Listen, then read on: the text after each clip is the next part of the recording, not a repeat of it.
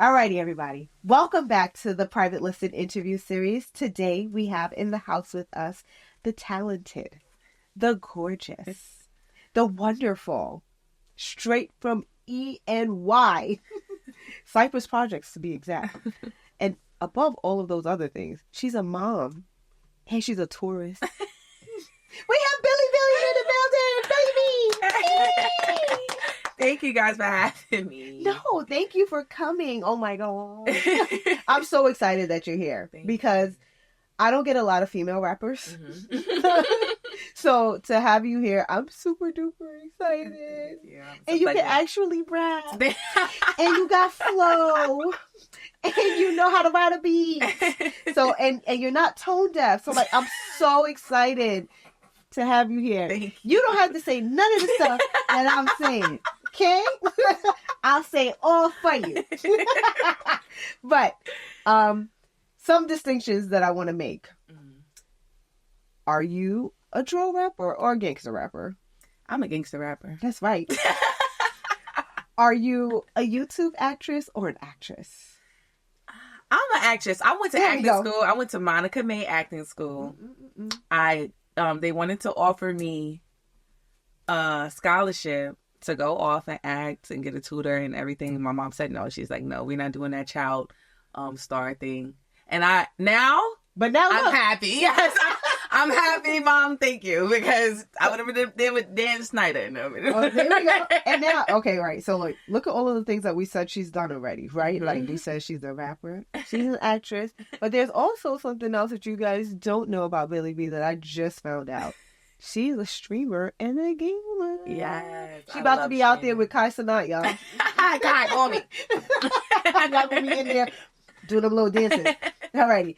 So, besides those things that we know about Billy B, right? Because we know that you are multifaceted. You can do anything. You can cook. You can rap. You can act. You can do anything that they put your way. Mm-hmm. Is there anything about you that you want people to know about you going forward? Besides all of those things. I mean, I feel like I put out what I want people to know for the most part. Uh-huh. Yeah, I feel like I'm an open book at this point. Do you feel so? Now I do. I feel like I've been more transparent. I've been doing, because I'm typically a very private person, because, my past, I used to do a lot of street stuff, so I was very private so that things couldn't come back to me. And when I started rapping, becoming an artist, it's like, no, you got to be a little bit more transparent. You got to tell, to engage people and get fans. They want to know they want to know some stuff so that they can pick you and fall in love with you and support you. So I had to open up a lot more than I usually do. So now I just feel like because people be coming and telling me stuff on myself. I feel like, damn, I forgot that. So when I said that, they're like, yeah, you said it on live. I'm like, oh. Wait, so is that so here's my question for that, right? Because we talked about this when you first got here. Like being from Brooklyn or being from New York, I feel like we move a different way. How was that transitioning, being from, I don't want to say you from the street, right? Or being from just being more private before and then transitioning into stardom and being someone who is on social media, who is showing their different talents and their different skills.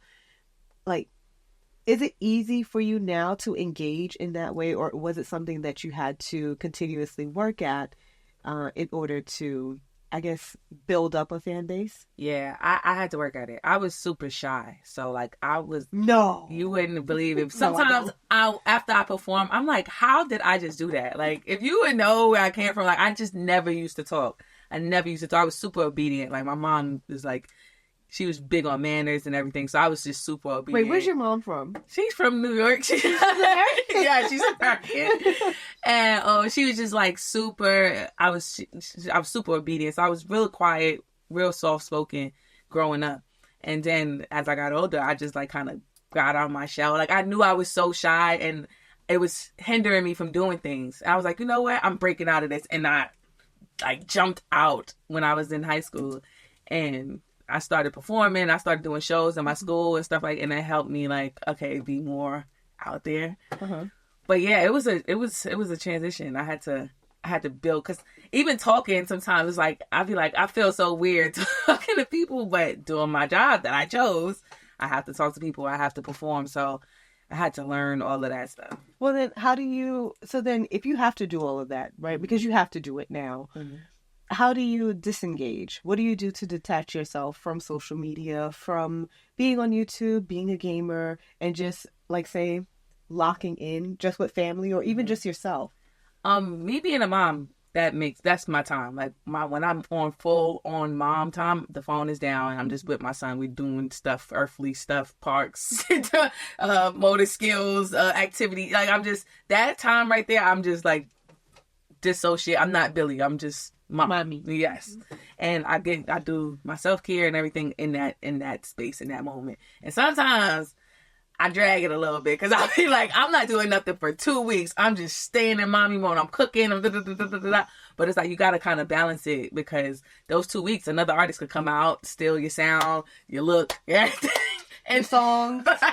So I had to really learn how to balance it. But when I'm in mommy mode, that's when I'm like disconnected from the rapper, everything. And it's like a more slower pace and just calm. Do you prefer one over the other? Honestly, I wish I could be full-time just mom. Like, I'm a full-time mom with my son all the time. I have him all the time. It's just when I work, he's with my grandmother. I have a good support system. My mom, my grandmother, my aunt. I have, like, everybody. His dad, everybody. So I'm good. But sometimes, like, the mom guilt, I be like, damn, I gotta go to the studio again. Like, I feel like I want to just be with my son. Like, but then I know if I just be with you all day, then I won't be able, like, what I'm doing, I could change your life forever if something strikes, you know? So it's like, I gotta make this sacrifice. Mom guilt is... So, yeah, mom guilt is crazy. Mom guilt is crazy. So, do you keep mommy and work separate? Or do you take him to the studio? No, I take him to the studio. Okay. My son was remixing songs already, and he's already musically inclined, though. Like, from when I was pregnant, I was going to the studio a lot, and he used to love it. He would be kicking, and, like, when he was hearing the beats and when I'm rapping, I'm like, oh, this baby is going to be ghetto. No, not ghetto. No. Musically inclined. No, he's definitely musically inclined, like, and he enjoys it. He gets a little... Like, he likes going to the studio, but after, like, 2 hours, he's like, all right, like, what are we doing? But he likes it. He likes too much. Yeah. And he has a really good taste in music. Like, he likes old songs. His dad be playing Sam Cooke and stuff for him. So he be like, he has an old soul, and he loves reggae music. I love that for him. I love that for him. I'm gonna send y'all so many suggestions of things that he should listen to. Alrighty. So then, getting back to you now, right? Because I like that you're not afraid to talk about mommyhood and like even mom guilt, because you don't hear a lot of people talk about that like openly, especially being able to admit that, hey, this is hard. Like, some days I have times where I'm like, I don't want to do this anymore. I just want to lay in bed and cuddle with my baby, right? Especially when he's so young, because he's only 3. And he's probably like, and I want my mommy. Granted, we all know having a support system, like, you need a deep bench, even just for one child, right? But no one is going to love that child like how you do. Like how you do. And you just want that time. And work sometimes can take... And they grow so fast, so you be missing stuff. And you feel like you're things that you thought, like, oh, I could, he going to do it again. Like, no. He's big now. He don't even like that stuff anymore. Like... And it changes, like, every 2 weeks, and then they find out that they eat something else. Or that they don't like something anymore. And that part can be hurtful. But how do you deal with the guilt?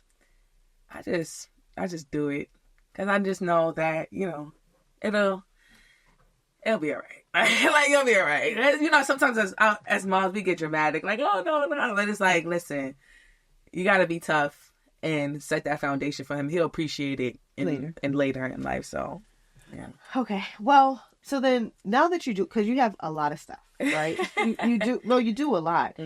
But do you ever think that, do you consider yourself to be a perfectionist? Yes. Do you think that being a perfectionist has hindered you from getting some opportunities? Yes, because I overthink a lot of things, and if the execution isn't proper, I'm like, nope, not doing it. And then it's like, sometimes you have to do it so that you can learn from it. So then the next thing could be better, you know? If you stop yourself from doing it, you never know. It might not be perfect to you, but it might be perfect to the whole world. And now, you know, you just lost the opportunity of even seeing how to grow with it or how to change it and make it better. So I've done that plenty of times. Overthink, like, oh no, I want this. Oh, if the video can't come out like this, then I don't want to put it out because it needs this vision and and then you go. That's how I kind of went. I went on like a break for like a long time because after COVID, well, I had my son, and then after COVID, I was just like, I had a whole tape I was gonna put out, but then COVID happened, and so I'm like, okay, I can't put this out yet because it was just, I'm like, how am I gonna perform it? How, you know, like I was overthinking it when that was the perfect time to put music out because everybody was listening to music. Yeah. So it was things like that, and me overthinking like that, I stopped myself from putting out music for like a whole year because I was just like, oh, now that I haven't put my music out for so long, I got to put out the right song. Like it was just, I just was tricking myself and just. So have we moved beyond that now? Yes, now I have a tape that's coming out next month. I like that people still call them tapes. Well, it's an album because it's is it an album or is it an EP? It's an album. It's 15 songs. Oh, yeah. Because I feel like I haven't put nothing out in the one tape that I ever put out was in 2015. Okay. Wait, hold on. Because, no, I feel like I've listened to pretty much everything that you have. Yeah, you won't find it. You won't find it. It's only on one platform. It's only on Audio Mac. It's only on Audio Mac. It's called $1.50. I'm looking at somebody that's with her. Because he hounded me. He was like, yo, send me what you going to ask her. And he didn't give me no help with my research. None at all. It's cool, though. He was like, no, it's cool. Nothing. Like, all of our text messages is me with 5 different paragraphs. And his response is, okay. He probably don't even know about that damn $1.50 tape because I don't bring it up. But when I drop my tape, I'm going to show people because I want the progression. Yeah, the progression. It came from. Alrighty, so let's talk about the new tape, right? Because I'm excited for you. Yeah, I'm excited. I love when new music is coming. All right, so the reason why I asked you if you were drill or if you're gangster is because I'm trying to pin down your sound. So before you came here, I was just like, you know, I don't know what lane Billie is in. Or if she's even in a lane. Like, is she someone like Pusha T? Who has very niche rap. Yeah. Rap his ass off. Like, he is a niche rapper, right? Or is she someone that can be like, who can we say? Like Kendrick Lamar, whereas he skips around on different topics, right? Whereas he's not just going to talk about social issues, whereas he can have songs about social issues, but he can also be on a song called Fucking Problems, right? No, right? Like, he has a range of different things that he has done. And are you that way? Yeah. Or are you niche? No, so I'm more like... No, this tape, you're going to hear the versatility. Okay. It's very versatile. Tell me more. It's very versatile. It's very right now.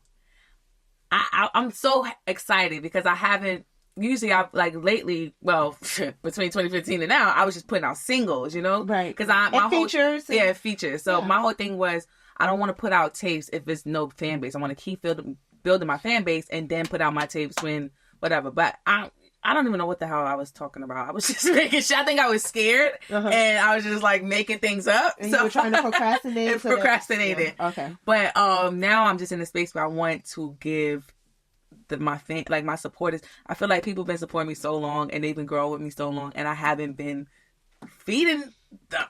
So now, I'm glad you say that. Yeah, like I have not been feeding the streets. I'm sorry. I've been so selfish. I feel like I just be in my own head, but I'm out of that, and I'm really like. It's good. It's versatile. It's everything. It's like me on there. It's not. It's not as intimate. It's more because there's a couple of songs I wanted to put, and I said no. I'm gonna hold those off. Okay. I don't want to put it on this tape because this tape is a vibe. It's fun. I want some. I wanted some club bangers and some stuff like that. It's not all the way intimate, but you know. So then here's what I'll ask you. Do we get to know more about you? We just were saying that, okay, well, you put a lot of yourself online, but do we get to know more of your inner thoughts, how you feel about certain things? Like, what are some of the topics that you're talking about on the tape? The tape is a whole bunch of different topics. It's fun, it's getting money. It's you're gonna really be able to feel like when you put that song on in the car, you're gonna feel like I'm sitting in the passenger seat with you. Okay. All right. Like it's that. Okay. All right. So I have no reference track here to go off of, because the last thing that I saw from you was something that you put out back in April. It's with someone by the name of Big Boo. Yeah, shout out. She's from Brooklyn too. Yeah, shout out to her. That's not going to be on the tape. That's her song. Or no, that's her song. Oh, we put it out collectively. I'm sorry, that's her song. Yeah. I don't want to seem like I'm not doing research. No, you can't. No, because we put it out it doesn't say feature. Yeah, it doesn't. It say and. Yeah. I feel like that's better. Dropping. I don't know. It was more so she made that executive decision, but I like that, because it's a collab, Okay, then here's what I'll ask you. What makes you want to drop a tape now instead of still playing the feature game? Like so you know how most female rappers, when they come out, they do the feature game, and they beat that drum to death. I beat it to death. But you know what? I'm like, who else can I feature it? I take that back. Everybody. No. I don't want to say they beat it to death. I think people are doing what you said initially. You're still building your fan base, and you're making sure you can get the most exposure with different artists. So you do different touch points, and you do different touch points, and you do cross promotion. So, what makes you stop and say, "I want to halt this, and I want to work on my own stuff, so that people can know me more instead of just hearing 8 to 16 bars from me"?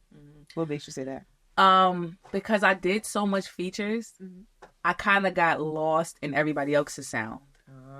So now you can't be like, oh, that sounds like a Billy song, because Billy's on all type of songs. Like, you can't really pinpoint what sound. I literally said that earlier. No. I could do anything, and I like that, but I kind of want to give them me and my sound, and just stamp my sound. And just do something by myself a little bit. I ain't really when you do features, you on that person's vibe, because they pick the beat, they pick the topic, they pick everything, and then you come in and you add to it. So I'm really just going off of, I was going off of other people's creativity and everything. So I just wanted to give the world myself some of my own sounds, my beat selections, my and have more control. Yeah, have more control of the situation. Is it hard to not have control when you're being creative? Yes. How so? Because, you mean with the features and stuff like that, or just everything? In the whole space? Just the whole space. So I keep saying, one of the things, and I don't want to bring this about me because I don't talk about myself much, but I think one of the things that I struggle with just being from Brooklyn or being from New York or just my background in general, it's hard for me to, I guess, connect with certain people in a way because they want me to be fake. Yeah. And I can't be. And then I feel like we end up fighting for control in certain situations. And I'm just like, I'm never going to be corny, and I'm never going to lay down and let you do whatever you want to do. Do you feel like it was hard for you to transition, coming into the music business and having to learn the rules of, I got to play the game here. I gotta be nice to this person. I gotta talk to this person even though I don't feel like talking to this person. Is that still difficult for you, or was it ever difficult for you? That was very difficult for me in the beginning. You had to tell me about myself a whole lot, because I had making eye contact with me. I had to I was very standoffish. I was just, a regular girl from the project, so I'm not playing with nobody. So now I'm coming in places and everybody's like, I used to be super intimidating. I personally wasn't doing it on purpose, but my whole demeanor, that's just how I was, because I was in the streets, and you have to be serious. Yeah. So when I was coming around, when I first started doing music, people used to be so scared of me. They used to be like, I don't know, Billy look like she gonna fight me. I mean, you did say so, but she's in your too. But I'm like, I don't even say that. I literally wouldn't even say anything, but it was speaking volumes. It's the demeanor. Yeah, my whole persona was just do not play with me. Seriously. And I had to change that because it's like, you get more bees with honey. I agree. With vinegar. So I had to change that. And I had to, once I started taking the music serious, I'm like, all right, I have to take this serious too because I have to shake hands, kiss babies. I have to meet people. I have to be welcoming. People have Billy to the politician. Yeah, like people need to feel like I want her around, So that was hard for me though. It was hard. And it took a long time too. Like I literally had to mature because I wasn't seeing certain things certain way. And it's like, I'm like, I didn't say nothing. I just came in. They're like, yeah, but the face. And I'm like, okay. So now I got to start looking in the mirror more. And now I got to really start looking into myself and learning myself and understanding my emotions and knowing when to turn it off and when to turn it, But I mean, you have to do it because you got to. Ain't it wild that men don't have to do that? I feel like they do. They do. Tell me. They do. You know the guys that do the "What's up, big bro?" and all that. That's the male form. That's the male because you have to. It's like you got to keep it cool. What's up, big bro? Oh, you getting money? Da, da, da, da. You might not even like this guy, but he's in position to help you get somewhere. You got to network, and you got to, And I think that's how they do it. But I think guys do it too. I like the little laugh. All right. Alrighty. So, I mean, I know that you're working on yourself and you want people, you want to be more approachable because that's essentially what you're saying, right? You want people to feel comfortable in working with you, or even if you do have to collaborate in some sort of way, not necessarily just features, but if you do have to collaborate in some sort of way, that you are an artist who is on time, who is professional, and who is not someone that's not easy to work with. Because I don't think when I'm not saying that we should be mean, rude, or any of those things. I'm just saying, like, I don't want to play with you and make you think that you're going to play with me. Yeah. Right? Yeah. So that was just my thing. And I think that sometimes that can come off as, like you said, standoffish. But now that you are being a little bit more pliable, how do you separate yourself from the pack? Honestly, my energy. Like, right now I'm so confident in what I do. My whole energy, like when I come in, it's just an aura. Like I don't really have to do anything extra. It's true, guys. It's true. I don't do anything extra. I just come in, I'm respectful, and people are just gravitate towards me. I don't know what it is. I literally just I work the room. I just know how to work rooms now, and that alone just sets me apart from everybody because I come in, I'm looking like when I perform and stuff, I'm like full on costume, not costume, but full on outfit. Yeah, I'm like full on, and people are like, wow, and it's people just gravitate towards me. I really don't even do anything. I did the work on the inside, and I guess it's just working on the outside, and now people are just gravitating towards me. Okay, so I have an audience question because we talked about what the sound could be and Billie establishing her own sound. Who is Billie's audience? Like, who is the key demographic that Billie is trying to reach? My target audience, I would say between the ages of like 17 to 35. Men and women, because I got the street appeal, so the men gravitate. I feel like young kids gravitate towards me too, and I like to have older people be able to respect the craft too. It's just like those girls that's getting money, that's focused on being the best version of themselves. That is really the people who are focused on being the best version of themselves while still being authentic to where they came from and being true to themselves. Okay. So then, are you?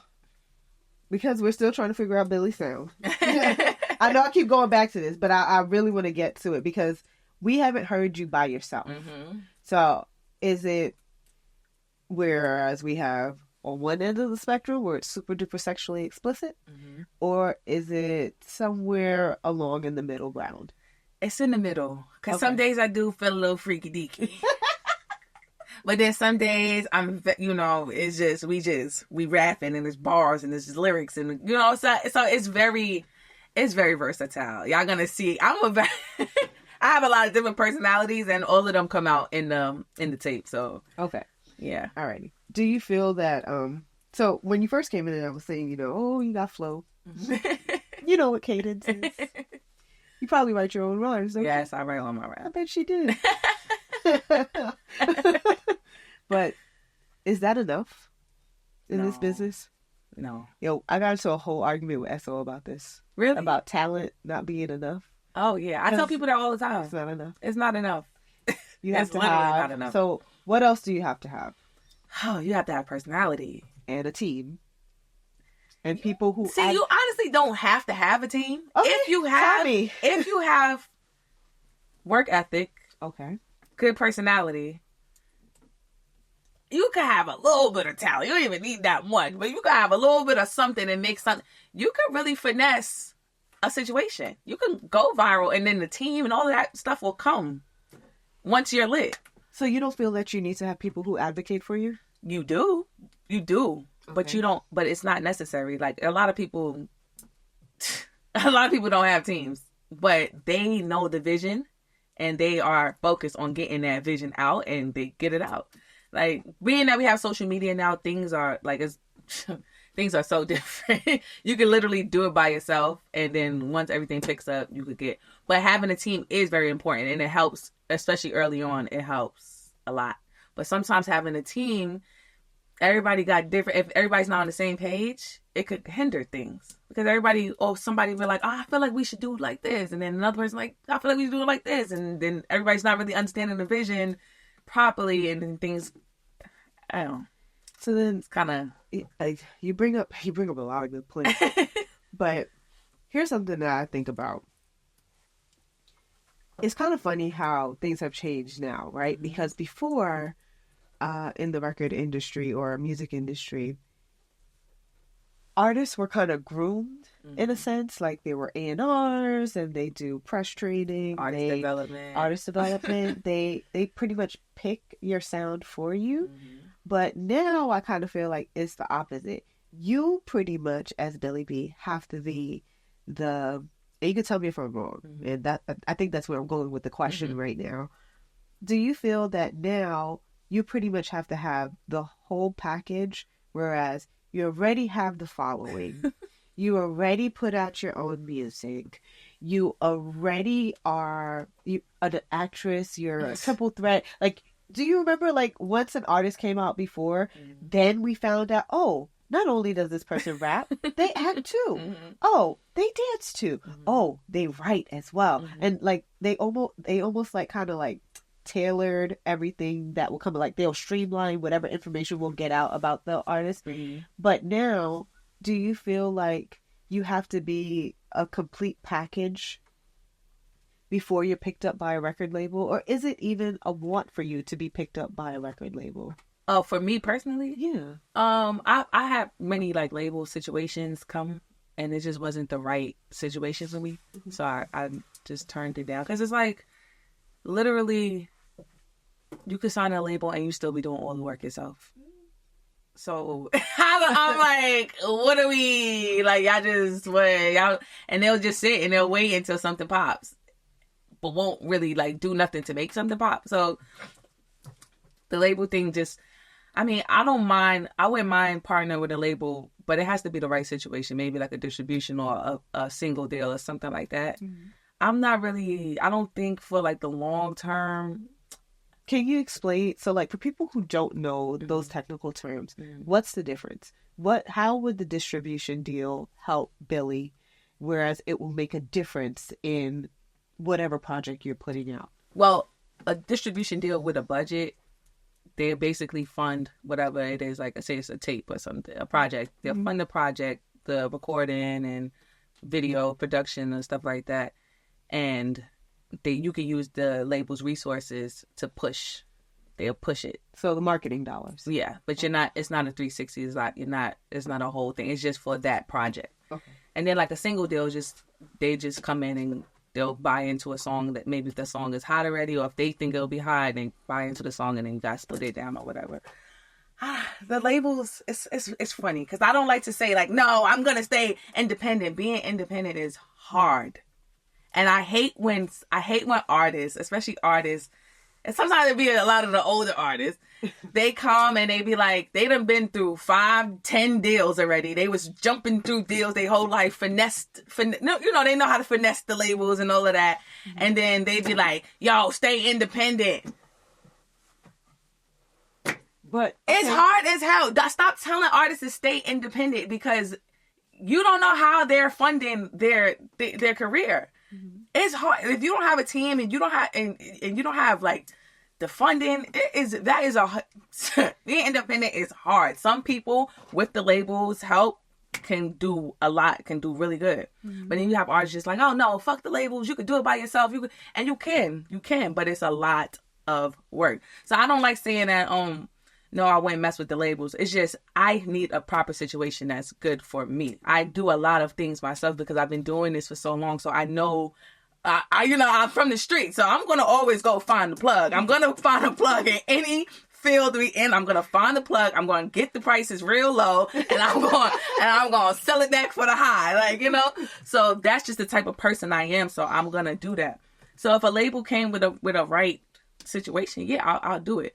But I'm not seeking it out because I know what they're going for right now. Like they're What's not. That? What are they want for? You, like you said, they want you to come, everything done, and then they just buy into what you've done already. But aren't you already done? Like you are the full package. I mean, yeah, that's why it's like, damn, I came this far. I might as well just keep doing it. I just might as well keep going at the path. For me, I already came this far by myself.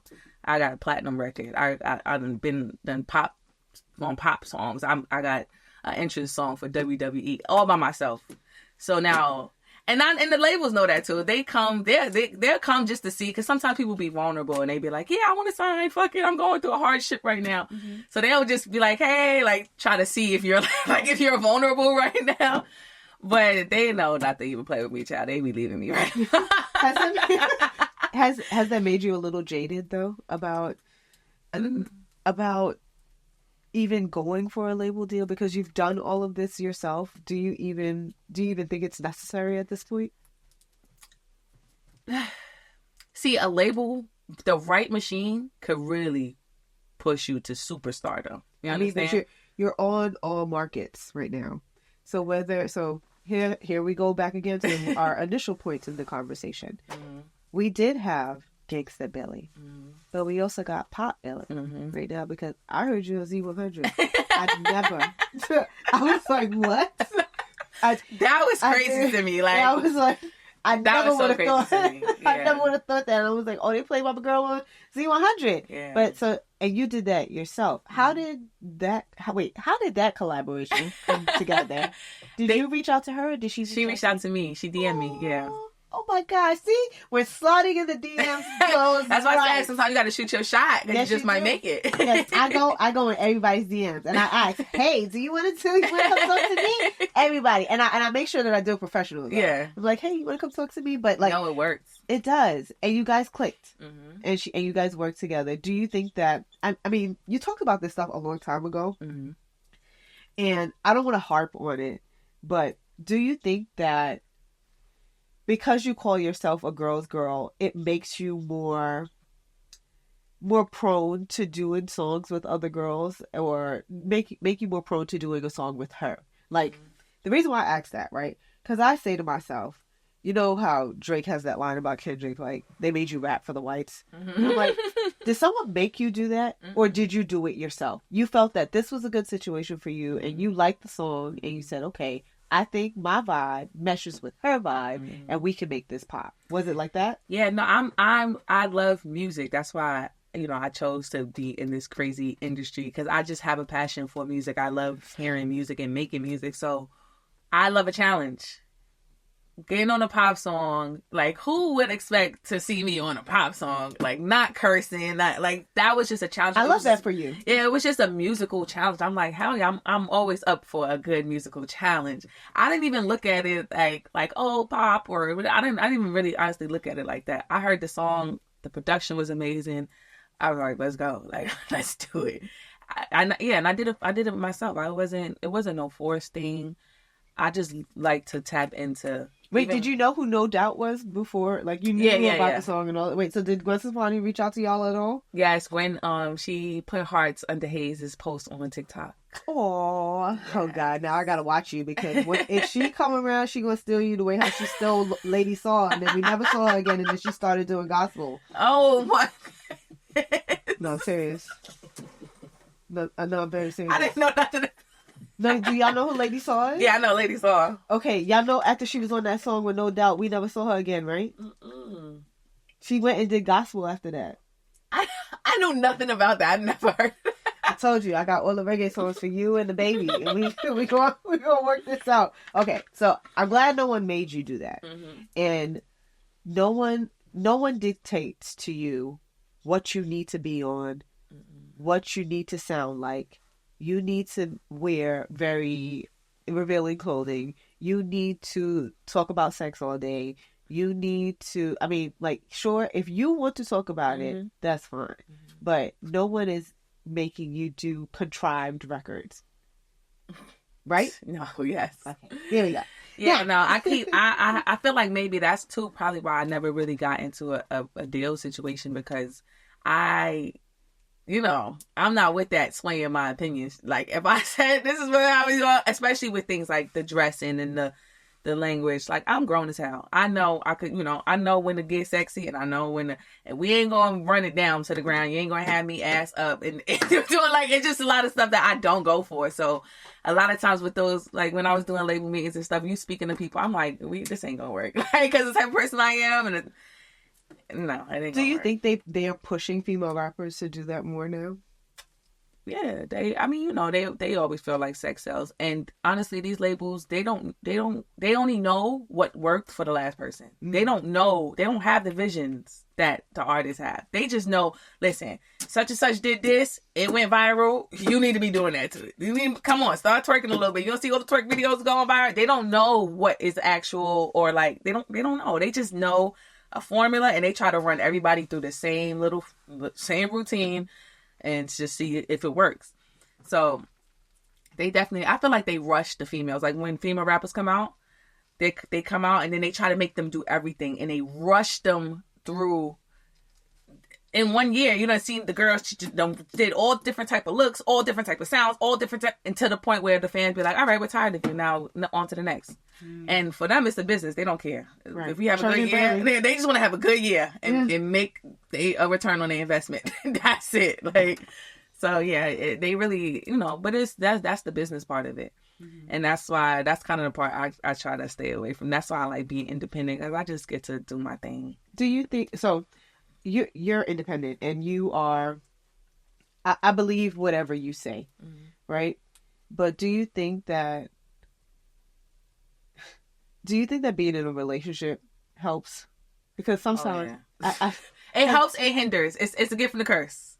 Why? Because some people, as soon as they see that you have somebody in your corner that really has your best interest at heart, they are like, oh fuck, I can't come in and take advantage. Yeah, but that's a good thing. No, that's a good thing. But it'll be an opportunity that you probably wanted, but they're like, no, no, because you're gonna have your man. He gonna tell, I want you to do this my way. He might tell you no. No, fuck that. I'll get somebody else. It'll be like that. But usually those situations turn out to be the nasty situation. So in the end, it was a good thing, But yeah, it'd be situations where people would see and they'd be like, they just know, like, I can't bullshit her. I can't take advantage because she got people in her corner that's not gonna play. So when you initially came out, did you ever think about, oh, I'll keep my relationship private, I don't want to talk about I kept it private for a long time. For a long time. People used to think I was single. But I just knew, like, with the rapping thing and with as a female rapper, especially when you talk in and you people like to fantasize, like, especially fan bases, they like to oh, that's my wife, that's my girlfriend, da, da, da. And yeah, it happens with everyone. Yeah, like, and they feed into it. So in the beginning, I'm like, no, I don't want to, like, mess it up, and because for real, people don't like that. people, especially single people, they don't be liking that relationship shit because they be like, girl, please, this is boring. We want you turned up, acting an ass, you know? That was actually my next question. I think so. I think that people want you. So you know how you say record labels want you to do what the last person did. Excuse me, and then the fans. Excuse me, guys. And then the fans, they want you to be like that last person too. Well, she's outside, and even if she has a boyfriend, we don't know who he is, and we haven't seen him, and she doesn't talk about him. So you need to be like her. Yeah, and. I'm glad that you haven't given in to the pressure of doing that. When I was younger, I would do it like but he was always with me. So people that knew, like, when you see me in person, you're like, oh, okay, I know what's up. But like but even now, I'm still private. You know, I tell you, I'm private, so I don't post. I never really posted like, oh, relationship goals. I never really was into all of that because once you post it down, girls come in, they want to. Who is the guy? Oh, I used to know him. Oh, I see him. That's the exact girl. We all in here shaking our head like. So I never really was into that. So people just assumed that I was single, and I just used to like whatever, never said nothing. But then as I got, we always would be out, and now the whole industry knows. Like the whole industry knows. I can't even. They're up there. And then it's like, well, girl, all these years we ain't never see you pop up with nobody, or like, you know, like on a sneaky date or nothing like that. Like. So now I feel like I know you now, but not like that. But like I know more about you, and I hope that you feel like you're like when people see this that they'll know more about you. So now like we asked you all of those in-depth questions and all that stuff. So now let's get to the fun stuff. So recently, right? There was a battle that happened, right? It was with these two guys, right? One is only like 5'5", and then the other one is from Canada. So they had a whole battle, right? And I have questions for you about that battle. What was Drake's missteps in that battle as a rapper? Honestly, all right, so the songs kept coming real fast. They was coming fast. Like fast. Every day I was waking up, I didn't catch the last one, and now it's 2 more out. And I'm like, whoa, okay. It's a lot. I can't really tell you what Drake's missteps was. I feel like these guys be arguing over girls, and that's what I don't like. Once I hear what it's about, it kind of loses me. Okay. And then I hate the subliminals. Like they do this super subliminal, like only the person is gonna know type shit. But then it's like, so why are we putting it in? Like, just say it. Like, say it all so we can really get the gist of it and know who's right and who's wrong. But I don't know. All I know is Kendrick, that last song, They Not Like Us. That one right there, just everything else, he just finished him with that one. Like, okay, so before you heard Not Like Us, right? And then we'll get off of this one. Before you heard Not Like Us, where were you at in terms of who was winning? So at that point, before Not Like Us came out, because things did come out quick. So let's see.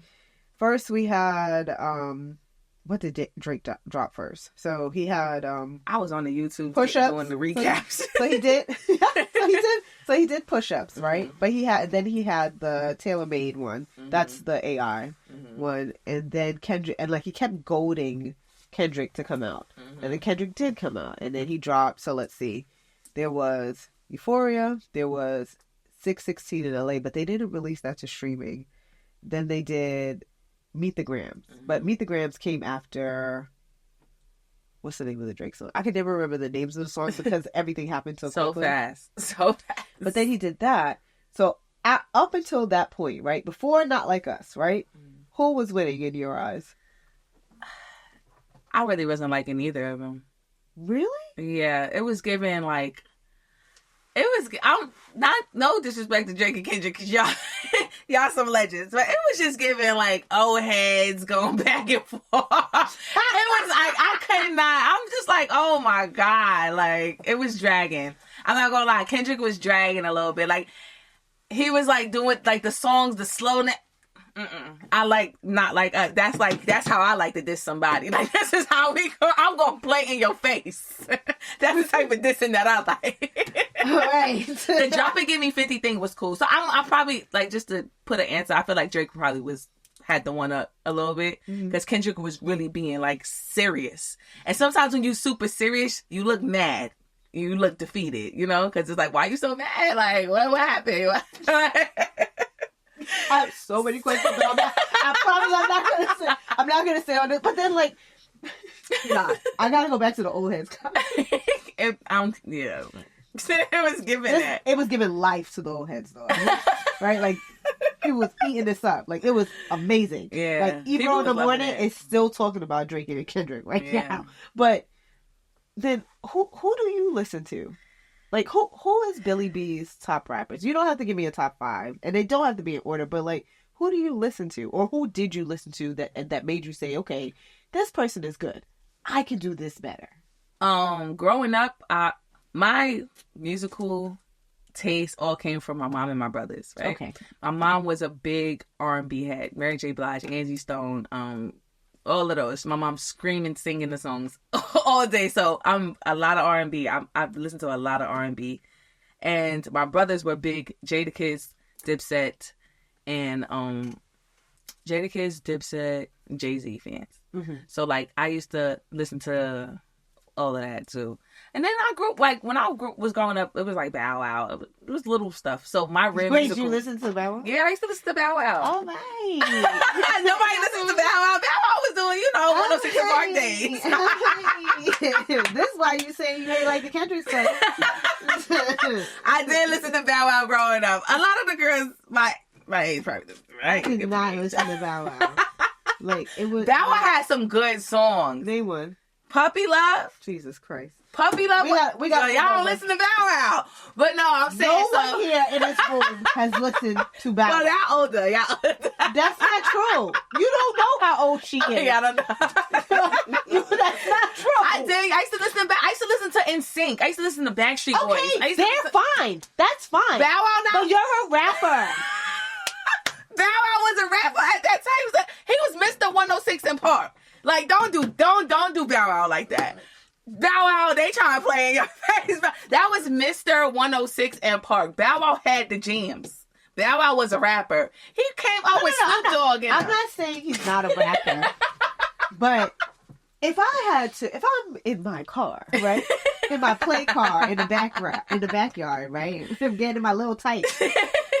I'm not putting in Bow Wow. Yes, no, you gotta go give that Bow Wow tape a listen. His album, I can't remember the name of the album, but it had Puppy Love with Jacket Ass. He had some good songs. No, I'm sure they were. The Ciara song, I ain't never had nobody. Yeah, that was a good one. And then what's the other one?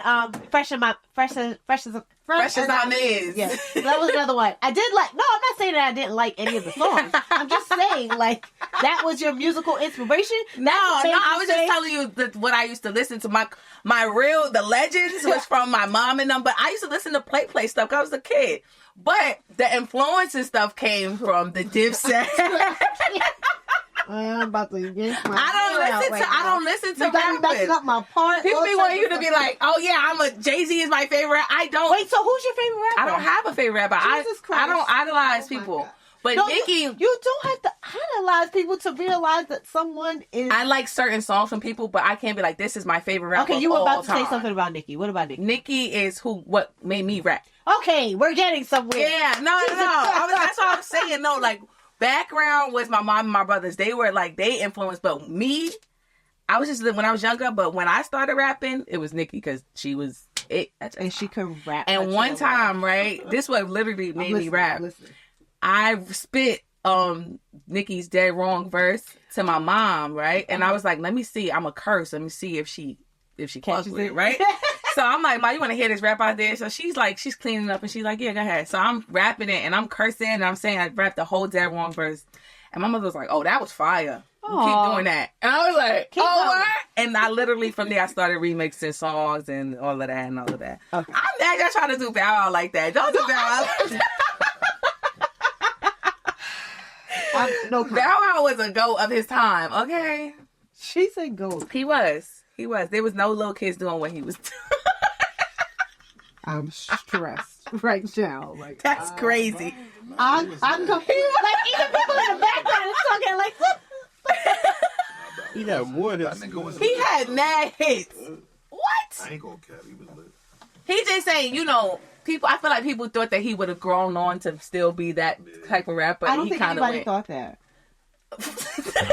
He got like the top 3 records on 106 & Park. No, I cannot believe y'all are just using 106 & Park as a barometer here.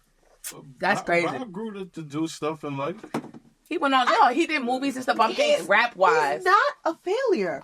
He's not even the worst rapper there is. I'm just saying, like, in terms of who you listen to, I can't believe. Like, I have done interviews and I've met tons of people. Nobody ever mentioned Bow Wow. Ever mentioned? Y'all grew up on Bow Wow. Lil Romeo. I met people younger than you. Your age. No one has ever mentioned Bow Wow. Never. That's crazy. That's crazy. All right, let's move on. Bow Wow definitely gonna be in the comments like. I'm gonna make sure I add him too. Oh my god. Yo, I had so much stuff to ask you. Just made me forget everything. Okay, my last question. Mm-hmm. Puffy has been big in the news. And I know people don't say his name, but I ain't scared. I ain't scared. But he's been in the news, and there has been like a lot of talk about domestic violence because we've all seen the video, right? Excuse me, guys. We've all seen the video. What was your reaction like when you first saw that video? I was shocked. I was shocked. Like, he looked like a monster. Like, you know, you can see like, whoa. Yeah. That was crazy. And it was like, ugh. I don't know. Sorry to Cassie that she had to go through that. And any woman that went through domestic violence, it's very serious. And a lot of people are like, oh, well, how do you stay and something like that? But now look at how he was acting. How do you leave? Good question. She was trying to leave. She was trying to leave. And imagine how many times she was trying to leave and how many situations she tried to leave. And just, you can't. Like, you can't. So it was scary. He was, you could see that he gets very angry. And, you know, so it made a lot of things that people were like, a lot of rumors, like, oh, have to be true. It gotta be true. Whatever they say he did, have to be true. You know when they do that thing, what they did with R. Kelly, when it was like, whatever they say he did, he did it. He did. But I mean, yeah. I know we're joking right now. But yeah, it's not a laughing matter. It's not a laughing matter. But do you think that sometimes the victim gets lost in all of this? Because when I look at what happened in the video after it was almost like people are like, Cassie is the one that's redeemed here, and not him necessarily being. Yes, he is vilified, but it's almost like she was able to breathe easier because now people actually believe her.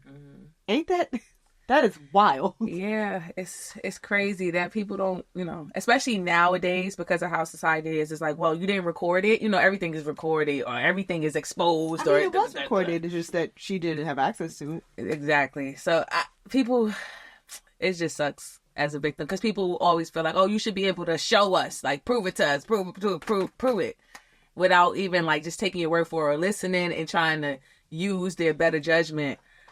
But I would say though, a lot of it has been a lot of situations where women over exaggerate stories or whatever, so it leaves like, oh, is she lying, or she just did it for the money, or how the hell could you stay for that long? You know, people are gonna question things, especially when it's a person of power. Sometimes people like, you know, because people do try to get over on people with money and try to sue them for things or act like, and when at the time they were with it, and then now it's like, oh, I'm not with you no more. I'm trying to, those things do happen. So I guess people were just being like trying to be super cautious before just tearing him down. But no, I see what you're saying. Yeah, like, I see what you're saying. Initially, so then I'll ask you this personal question and we can end on that. When you first heard of these allegations about him, did it made you think of him differently? I mean, before seeing the video, and then you heard all of those, when the civil suit and the court documentations first came out, did you say, oh no, we can't tear this black man down? Honestly, I'm in the industry. So, you know, I know a lot of people. I lived in LA for like 6 years. So, we didn't even talk about that because we have to talk about Bow Wow. I was back and forth from LA and New York for 6 years, like living out there. So, I know a lot of people in the industry. So, I know a lot of stories and things. I wasn't really like shocked. Okay. But it's unfortunate. I hate it. I hate it for everybody. Honestly. Me too. Well, I have to say, before I let you go, tape coming out. Do we have a name? I do, but I feel like I'm going to change it. Okay, so the tape is definitely coming out. Okay, how many tracks on the tape? About like 15. Oh, we get a full tape. Yes. Beat jacks.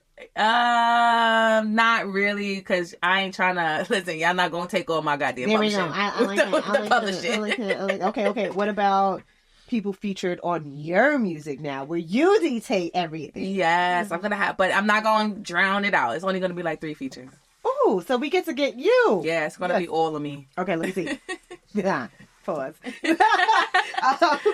Let me see what else I got about the album.